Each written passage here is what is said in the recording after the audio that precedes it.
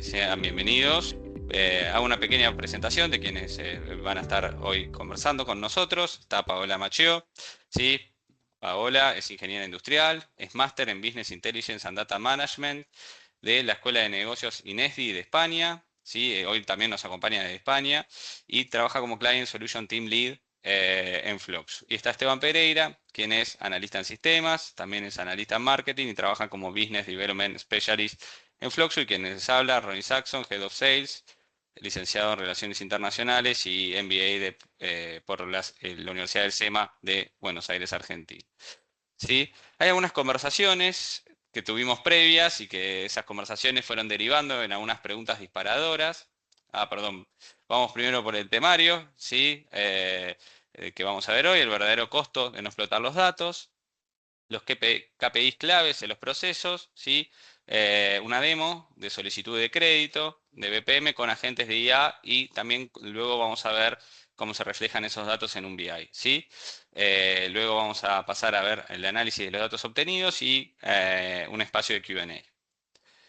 Muy bien. Hay algunas preguntas, como decía, ahora sí, disculpen, me faltó la parte del temario, nos fueron surgiendo a medida que fuimos conversando, a medida que fuimos preparando este webinar. La primera es si estamos automatizando, pensando en la mejora continua, o sea, si hacemos el proceso, tenemos el proceso que hacíamos de una forma, y lo seguimos haciendo de la misma forma, pero digital, o o lo digitalizamos o lo automatizamos pensando en poder llevar ese proceso hacia la mejora continua. Ustedes saben que la transformación digital hay varios pasos. El último paso, sí, es la mejora continua para justamente el poder medir los resultados para lograr la mejora continua de los procesos. Luego, todos sabemos cómo la IA nos desafía en el paradigma de la automatización y el análisis de datos. Como les decía, todos sabemos que la IA nos viene a desafiar en un montón de sentidos, ¿sí? Entonces, esa pregunta también surgió. ¿Cómo me puedo dar cuenta de si el proceso que tengo modelado es la mejor versión para explotar mis datos? Esto lo vemos mucho.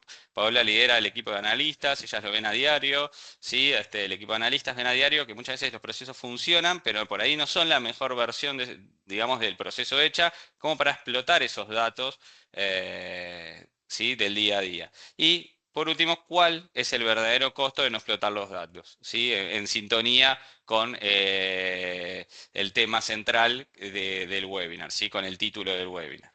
Así que, continuando, vamos a darle paso a Paola, ¿sí?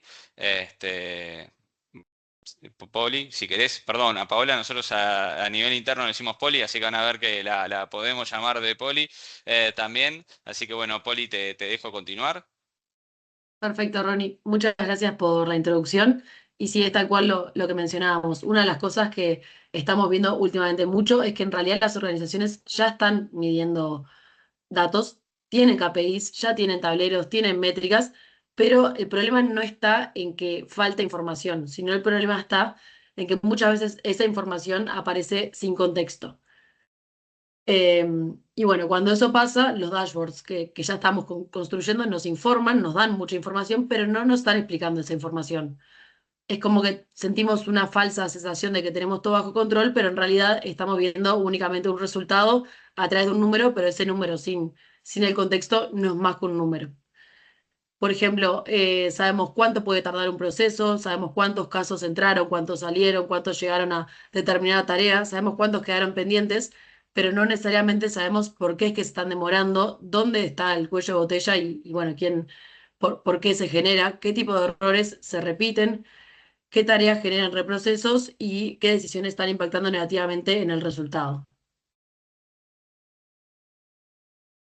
Podemos Bien, tener todos los acá KPIs, si me permitís, Paola, me perdón, parece muy Esteban, importante que te hacer interrumpo. hincapié en este punto, hacer un poco de énfasis en esto, que la realidad es esto que vos decís. Cuando tenemos un dato sin el contexto del mismo, tenemos esa falsa sensación de seguridad que nos lleva a terminar tomando una decisión que en realidad está siendo tomada a ciegas. Esas decisiones a ciegas, más temprano o más tarde, va a repercutir en una decisión errónea. Esta decisión errónea que vamos a tener nosotros va a repercutir en un error. Este error puede ser retrabajos a futuro, riesgos operativos, pérdida de información que en este momento no estamos teniendo y no sabemos trabajar por ello. Por eso me parece muy bien, Paola, esto está haciendo del énfasis en la calidad del dato y en el contexto que tiene el mismo. El dato no como un número en sí mismo. Exacto. Hay un ejemplo que me gusta mucho mencionar es, si yo les digo que un proceso tarda 3 días, eso es bueno, eso es malo, para todos los casos es igual. El número solo no nos alcanza. Ese mismo KPI puede significar cosas completamente distintas dependiendo del contexto.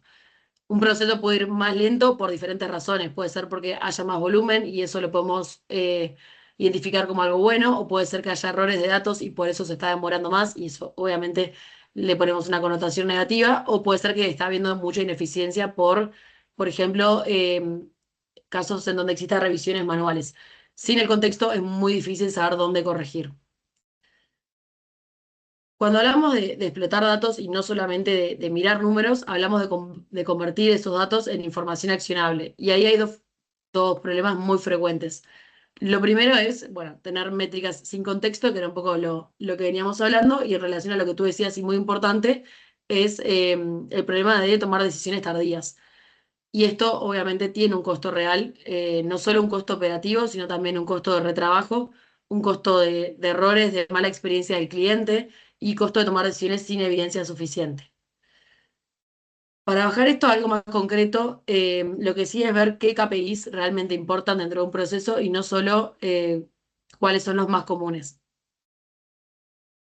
Bien. Cuando hablamos de KPIs de procesos, normalmente se piensa primero en KPIs de tiempos. ¿Cuánto tiempo demora una etapa o una tarea? Tiempos promedios por usuario o por área. Pero sí, el tiempo importa, pero no alcanza con medir simplemente cuánto dura un proceso de principio a fin. También hay que mirar qué pasa dentro del proceso. Podemos mirar también cantidad de casos activos, cantidad de casos fuera del SLA que le damos a un cliente, porcentajes de reprocesos, cantidad de correcciones manuales que existen, la calidad del dato cargado, algo también muy importante, la consistencia de la información, el volumen de errores evitados por reglas de negocio, el impacto económico estimado, retorno esperado, bueno, entre muchísimos otros KPIs. Simplemente resaltar que cuando hablamos de KPI lo primero que se nos ocurre es el tiempo y en realidad hay muchísimos aspectos más relevantes a considerar para un proceso. Y acá hay un punto muy importante y es que eh, la calidad del dato no empieza en el tablero, sino que empieza en el proceso mismo. De hecho, el dashboard es como el último eslabón que tenemos en la cadena. Si el dato ya viene mal desde el inicio, no hay análisis que lo salve. Es muy importante empezar a ver, cuando estamos diseñando un proceso, tenemos que estar pensando en cada aspecto que metemos en ese proceso, el por qué lo hacemos. Cada campo que le agregamos un formulario es una decisión analítica, no agregamos campos simplemente por agregarlos. Estamos definiendo también qué vamos a poder medir después. Esto también es muy importante antes de poder construir, qué vamos a querer medir. Todo lo que queramos tener después es algo a considerar en la etapa de diseño o bueno, después en iteraciones de mejora. Y bueno, no solo hablando de formularios, sino también de workflow, también es muy importante definir cómo va a ser su diseño, qué validaciones le vamos a poner, qué reglas de negocio usamos, cuánto margen de error le dejamos a un error humano, por ejemplo. Bien, y ahí este punto que No sé, mencionabas Esteban, ahora ahí, de ¿qué la pensás tú? reducción del error humano, para mí es vital. Pues siempre que uno piensa en diseñar un proceso, pensás en automatizarlo, lo primero que pensamos, la primera asociación natural que tenemos, esto que decís, la reducción del tiempo. Pero la automatización no solo viene con una reducción del tiempo, sino que lo que vamos a encontrar como consecuencia es la reducción del error humano. Cuando bajamos el margen de error humano, lo que vamos a terminar teniendo es un dato más depurado, un dato de mucho mayor calidad que va a poder apoyar y sustentar nuestras decisiones a un siguiente nivel. Tal cual. Sí, entonces también, por ejemplo, cuando una organización incorpora automatización o, como decíamos, reglas de negocio o incluso algún agente con inteligencia artificial, no solo puede reducir tiempo, sino que también puede minimizar el error humano, mejorar la calidad de los datos, eh, estandarizar criterios y obviamente también generar información más confiable para analizar después. Cuando automatizamos sin pensar en los datos, solo automatizamos por el hecho de que el proceso sea más rápido o que esté digitalizado, eh, lo único que logramos es que el proceso quizás se complete más rápido. Pero cuando automatizamos bien, pensando en qué datos necesitamos, ahí hacemos el proceso más inteligente. También hay otro punto interesante que me olvidaba mencionar, que es el impacto económico, porque cuando uno empieza a mirar todo el retrabajo que existe, cuántas correcciones se están haciendo hoy en día manualmente, cuántos desvíos por ejemplo, del SLA tenemos actualmente, cuánto tiempo se pierde validando información o esperando a que el cliente nos envíe determinada información y cuántos errores se evitan con automatizaciones, ahí empieza a aparecer el verdadero costo operativo del proceso. Bien. Sí, la verdad que ahora Esteban, súper interesante lo que dicen. El primer aspecto que está allí en la slide es que la calidad del dato no empieza en el tablero, empieza en el proceso, algo que muchas veces omitimos, ¿no? Cuando armamos los procesos y también la información que uno omite de medir es algo que luego no cuantifica o no permite cuantificar a futuro, ¿no? Algo que se nos pide mucho a los clientes es poder ver el ROI en la automatización de procesos. Por eso Paola comentaba sobre los costos económicos, ¿sí? Cuál es el ahorro, dónde lo veo y todo eso. Para todo eso es muy importante los datos y la calidad del dato. Y después otro punto muy interesante también que comentaban es no solo hacer procesos rápidos, sino hacer procesos inteligentes. O sea, no solo centrarse en la rapidez o que en operativamente lograr reducir tiempos, que es central, sino también hacer inteligente ese proceso. Y eso también nos parecía algo a destacar al momento de pensar en el costo, digamos, en el verdadero costo de no explotar los datos. Ahora, continuando un poquito con el temario, si les parece bien, vamos a pasar primero a un caso concreto, ¿sí? Que un caso práctico lo va a comentar un poco Esteban. Y luego vamos a hacer una demo que la va a hacer Paola, ¿sí? Como hablábamos hoy, una demo en la plataforma y luego ver los datos en el BI, ¿sí? Si te parece, Esteban, continuar. Excelente. Bien, tal cual como dice Ronnie, para poder bajar un poco a tierra, esto estamos hablando, para poder hacer tangible lo intangible, lo que vamos a hacer es, ahora abrir la herramienta y hacer una demostración de un proceso que la realidad es que es muy común en el sector financiero. Vamos a ver una solicitud de crédito, un proceso de una solicitud de crédito. La idea no va a ser solamente mostrar el flujo automatizado, sino que también nosotros podamos ver cómo desde ese flujo vamos a poder capturar información de valor, mejorar después la calidad de los datos y esto va a ser el punto clave que nos va a permitir nosotros explotar y consumir esta información de una manera correcta. Lo interesante de este ejemplo que vamos a ver es que tiene la captura de la información, como les decía, vamos a ver la intervención de un agente de inteligencia artificial, los controles de calidad del dato, vamos a poder hacer correcciones manuales en caso que corresponda, y finalmente la posibilidad de, como bien decíamos, explotar esta información y consumir estos datos. Entonces, Paula, si te parece, te doy paso y vamos a la pantalla del modelador para poder ver cómo esto funcionaría en la realidad. Perfecto, ya les comparto. Bien, perfecto. Em, para agilizar un poco el armado del flujo, Esteban ya comentó anteriormente cuáles iban a ser las tareas o las etapas que va a tener nuestro proceso. Entonces voy a utilizar al asistente de inteligencia artificial que tiene Fluxu para, a partir de un prompt que ya tenemos armado, crear rápidamente el workflow del proceso en Flux. En este caso, entonces voy a crear un proceso desde cero, pero utilizando inteligencia artificial. Vamos a ponerle de nombre solicitud de crédito y como identificador, por ejemplo, podría ser Solcred. El identificador va a ser la clave que va a identificar, como dice el nombre, a este proceso.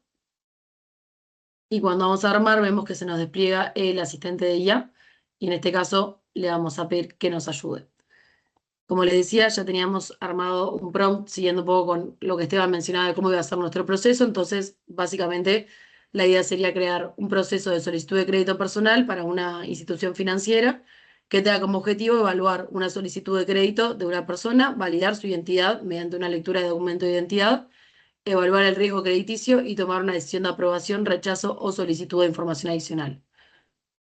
Bien, el proceso debe estar optimizado para capturar datos que luego puedan ser explotados para análisis operativos y generación de KPIs. Y como sugerencia le estamos dando distintas etapas que queremos que nuestro proceso tenga. En este caso sería un evento inicial en donde se va a realizar la captura de los datos personales sobre los datos de la persona, los documentos de identidad, aspectos más financieros. Luego vamos a pasar por un servicio automático de la lectura de un documento de identidad y extracción de los datos. Este paso lo vamos a hacer a través de un agente de inteligencia artificial. Después tendremos una tarea de revisión manual en caso de inconsistencia de los datos, es decir, si pasamos por el lector de identidad de forma satisfactoria, nos evitamos una tarea de revisión manual en donde un agente tendría que revisar que los datos que está ingresando a la persona son válidos. Bien, también vamos a tener una consulta automática a un servicio externo de scoring o historial crediticio de la persona. Para eso vamos a utilizar una interacción externa. Y bueno, finalmente vamos a poner distintas reglas de aprobación según el monto de la solicitud, de si la solicitud de crédito que está solicitando en este caso es un monto bajo. Creo que a modo de ejemplo habíamos puesto $5.000. En esos casos se deberían de aprobar automáticamente las solicitudes. Luego para montos medios vamos a poner una aprobación de solo un analista y para montos altos vamos a requerir una doble aprobación. Esto simplemente a modo de ejemplo para ver cómo, estableciendo reglas de negocio muy sencillas, podemos, gracias al BPM de Floxu, eh, tratar cada caso de forma diferente. Y bueno, también agilizar algunos de los casos, algunos teniendo aprobaciones automáticas y otros con distintos niveles de aprobación. Así que voy a pasarle el prompt a nuestro asistente de Floxu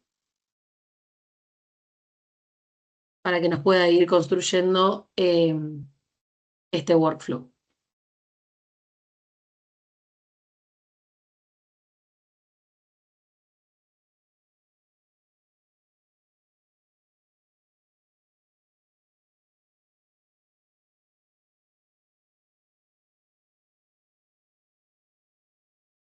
Bien, perfecto. Ahí se puede ver cómo muy rápidamente el asistente de IA nos tomó todas las etapas del flujo que nosotros queríamos, la lectura, el servicio de la lectura de extracción de datos del documento. Luego, si los datos son inconsistentes, pasamos por una revisión manual. Si no, nos evitamos esa tarea yendo directamente a un servicio para consultar el scoring crediticio y ya luego, dependiendo del monto, podríamos tener o una aprobación automática o una aprobación manual por parte de un analista o, en caso de un monto alto, una doble aprobación. Bien, y bueno, finalmente se podría llegar a tener algún loop para solicitar información adicional. Ahí, si les parece, ya tengo configuradas las flechas un poco más acorde, pero el flujo sería el mismo. Y lo que les quería mostrar también es que no solo podemos poner reglas de negocio en cuanto a, por ejemplo, los montos, que podría ser algo demasiado básico, sino que, bueno, también podríamos tomar como datos de salida de la consulta de scoring crediticio el riesgo que tendría esa persona, si es un riesgo alto, bajo o medio, y también tomar esos parámetros para decisiones de aprobación automática o no. En este caso, a modo de ejemplo del webinar de hoy, pusimos un caso en donde si el monto es menor a $5.000 y el riesgo de la persona, de acuerdo a las consultas de ingresos, de deudas financieras, de trabajo y demás, si tiene un riesgo bajo o medio, aprobamos directamente. Esto, obviamente, la idea es que cada institución pueda tomar sus propias reglas de negocio y ir midiendo estos resultados para ver si efectivamente esas reglas que están colocando son las correctas o no. Y acá, Em, Paola, si me permitís, para comentar sobre el flujo que estamos viendo en pantalla, está bueno destacar que estos flujos son totalmente personalizables. Lo que nos vuelve el asistente es una primera versión que podemos pedir modificaciones o lo podemos modificar de manera manual. Pero también entender que si bien este caso de uso que estamos viendo puntualmente utiliza la agente de inteligencia artificial de Floxu de validación de documentos, también tenemos otro tipo de agente de inteligencia artificial que podemos implementar dependiendo del caso de uso, ya sea algunos que tenemos prearmados en caja de productos y dependiendo de la complejidad del caso, podríamos relevar y llevar a cabo lo que es un agente de inteligencia artificial a medida, 100% acorde a las necesidades que tenga este proceso. Buenísimo tu punto, Esteban. Sí, en este caso usamos un lector de identidad que lo que hace es tomar una imagen de tipo JPG y podría devolvernos bastantes datos, por ejemplo, el tipo de documento, si es un pasaporte, una cédula, algún tipo de residencia permanente, su número de documento. Luego, los nombres los podemos tomar tanto por separado como el nombre completo, fecha de nacimiento, lugar de nacimiento, toda la información que esté en el documento de identidad la podríamos extraer y exportar a campos de nuestro formulario y así evitar este llenado manual de toda esa información. Bien, pasando a lo que es el formulario, bueno, el objetivo no es revisar todos los campos que agregamos, pero sí comentarles brevemente las secciones que fuimos incluyendo. Al igual que el workflow, como decía Esteban, el formulario también es personalizable. Pueden agregar varios campos más en caso de que lo consideren necesario, editar los existentes, cambiar los tipos de datos, que también eso es algo muy importante.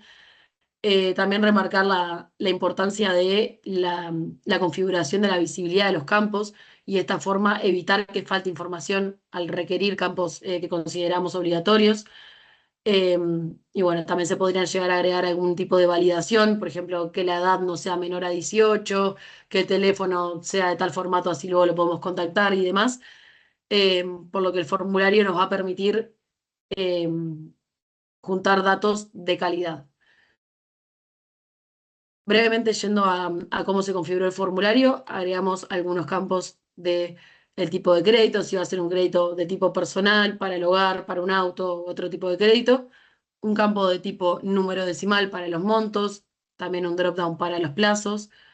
Luego tenemos una sección con datos personales, nombre completo, el email para luego contactarlo, el teléfono, fecha de nacimiento, edad y estado civil. Luego pasamos a una sección de documento de identidad, que la idea, como les decía, era poder completar estos campos a partir del lector automático de identidad, haciendo uso de nuestro agente de IA, por lo que se debería de completar únicamente la carga de una imagen JPG. Y bueno, luego algunos campos adicionales que fuimos agregando eh, para poder definir si un solicitante podría llegar a considerarse de riesgo o no, dependiendo quizás, a modo de ejemplo, obviamente, su situación laboral, la antigüedad que llevan en el rubro laboral, su tipo de contrato, si es permanente, temporal. Luego información más financiera, cuál es su ingreso mensual, otros ingresos, gastos que pueda llegar a tener mensuales fijos, si tiene alguna deuda existente, etcétera. Y bueno, por último, algunos campos auxiliares o que se van a usar después, como podría ser el resultado del score crediticio que se consulta a través de un servicio externo y por lo tanto su categoría de riesgo, si puede ser baja, media o alta. Y bueno, también podríamos agregar otros campos para que se completen en etapas de aprobaciones, como por ejemplo comentarios del aprobador, firma del aprobador. En caso de que falte información, bueno, un campo para que el aprobador pueda detallar qué información está faltando, como muchos otros campos que se pueden ir agregando en el formulario. Entonces, si les parece, hacemos un caso de ejemplo. Vamos a iniciar una nueva solicitud.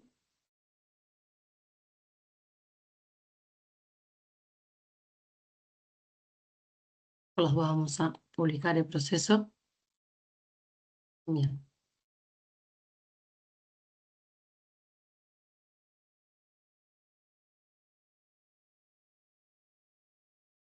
Perfecto. Bueno, vamos a completar una solicitud a modo de ejemplo. En este caso voy a pedir un crédito personal con un monto menor a $5.000, en este caso 4.000. Así podemos ver también cómo, dependiendo de las reglas de negocio que establecimos, cómo se aprueban automáticamente estas solicitudes. Y le voy a pedir a un plazo de un año. Vamos a seguir completando información. Vamos a poner un email, un teléfono, la fecha de nacimiento.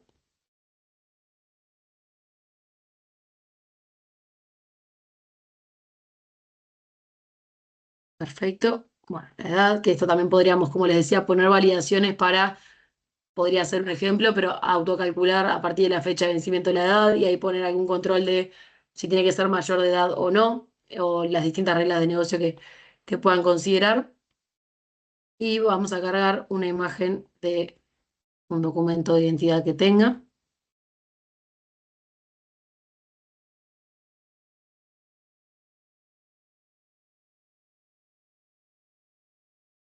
Mientras Poli carga el documento, destacar que la primera actividad, la primera tarea de este proceso, si no me equivoco, Paula, era la interacción de la gente que valida el documento, ¿es correcto? Entonces, Exacto, una vez validado exacto. el documento, es que va a seguir el flujo tal como está diseñado en este momento. Bien, ahí, bueno, la imagen que cargué es un documento de residencia permanente United States of Brussels. Y bueno, tenemos alguna información cargada, así que esperamos que esta información se pueda autocompletar en los campos que tenían información del documento de identidad y de esta forma evitar ya sea error humano de escribir mal un documento o también podría ser algunas validaciones internas que necesiten corroborar entre el nombre de la persona que está escribiendo y el documento de identidad que sube. Bien, para seguir completando con el formulario voy a completar la información laboral. Vamos a poner a modo de ejemplo 5 años, tipo de contrato permanente, un ingreso mensual, vamos también a inventar.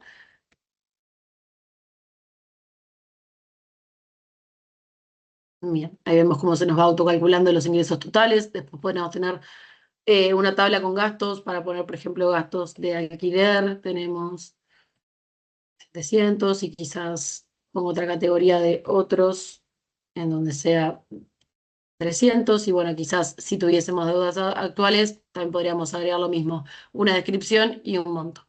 Una vez que completamos esta información, como decía Esteban, el primer elemento de nuestro workflow era la lectura de documento. En caso de que haya algún dato que no esté leyendo de forma correcta, deberíamos de pasar por una revisión manual de los datos. En caso de que estén consistentes, seguimos hacia la consulta del scoring crediticio y ya automáticamente en función del monto que seleccioné, que en este caso era de 4.000, por lo tanto es considerado un monto bajo en este ejercicio, seguiríamos por la aprobación automática y, bueno, dependiendo de la categoría de riesgo que me resulte en el scoring crediticio, podríamos tener una aprobación automática o un rechazo automático. Así que vamos a completar la tarea.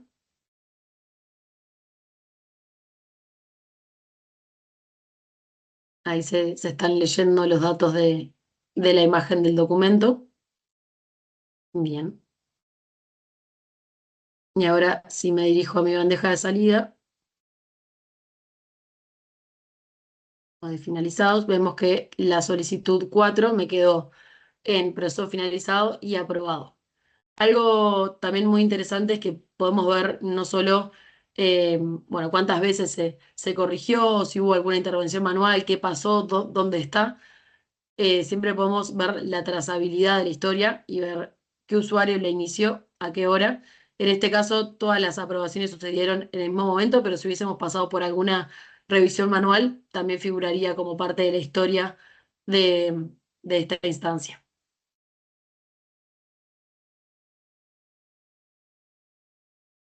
Bien, también en Fluxu podríamos llegar a ver métricas históricas, como por ejemplo cuánto tiempo se demora en promedio completar una tarea, o actualmente en dónde está cada solicitud, quién la tiene, hace cuánto la tiene.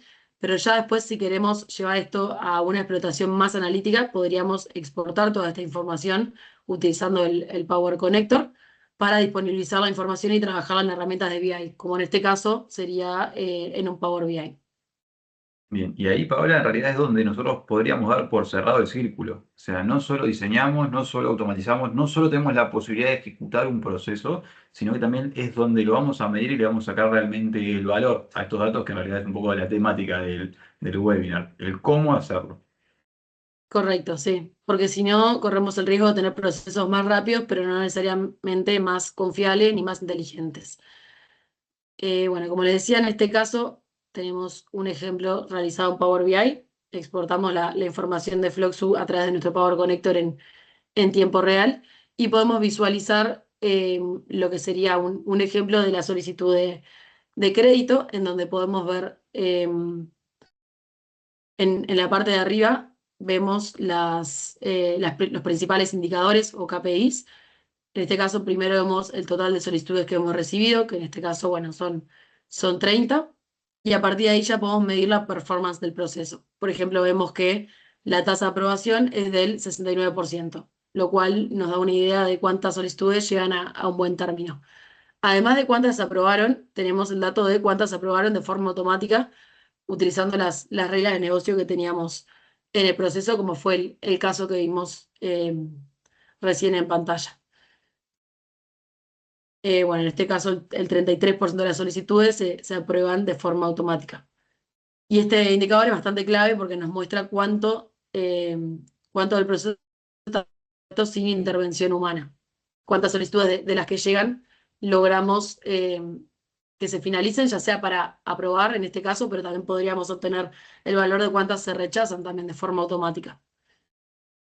Bien, después vemos también el tiempo promedio en días en completar una solicitud. Hay algunas que se completan demasiado rápido porque son aprobaciones automáticas, pero también hay otras en donde se requiere una o doble aprobación dependiendo del monto solicitante. Y ahí también existe la posibilidad de que falte información y haya que contactar al solicitante, pedirle información adicional, esperar a que nos la responda, volver a analizarla y así podría llegar a ser un loop bastante extenso. Entonces, la duración promedio de aprobación de estos créditos nos resultó en 16 días, por ejemplo. Además, podríamos llegar a ver de esos 16 días, cuál es la duración promedio por tarea, en qué tarea estamos perdiendo más tiempo, que en este caso es completar la información faltante, es decir, cuando le solicitamos al iniciador que nos complete más información, que podría ser porque el documento no es válido o porque la información laboral no es suficiente. Y en este caso podría ser el cuello de botella de nuestro proceso. Esta información es súper valiosa porque podríamos llegar a tomar varias decisiones en el diseño de nuestro proceso eh, para poder agilizar estas tareas. Por ejemplo, podría ser agregar recordatorios o eh, pasar por otra tarea en donde tengamos una interacción externa un poco más fuerte con con el usuario iniciador, entre otras medidas que se podrían llegar a tomar en Floxu para agilizar algún proceso. Bien, después tenemos otro dato bastante interesante, que es que de todas las solicitudes que se ingresan, en este caso de las 30 que se ingresan, un 20% han pasado por etapas en donde se solicita información adicional. Esto, qué nos está diciendo? Que quizás nuestra calidad de los datos al inicio o los campos que requerimos no son suficientes. Como decíamos en la presentación hace un rato, es muy importante que cada campo que ponemos en nuestro formulario esté ahí por una razón y no que esté por estar haciendo un formulario muy extenso y tedioso de completar. O también es muy importante que toda la información que luego necesitamos para poder aprobar o rechazar esté en nuestro formulario. Entonces, este número nos gustaría obviamente que tienda más a cero, pero es muy importante poder visualizar cómo estamos hoy en día para poder entender qué es lo que nos está faltando de nuestro proceso y qué es lo que debemos pedir al usuario iniciador. Bien, finalmente tenemos algunas solicitudes que fueron resueltas por el lector automático de documentos sin errores, es decir, que pasaron por el lector automático sin requerir una revisión manual de un supervisor, en este caso porque el documento que se subió, la imagen que se subió, se pudo leer correctamente y estamos hablando del 23 instancias sobre las 30 que teníamos, un 77% más o menos.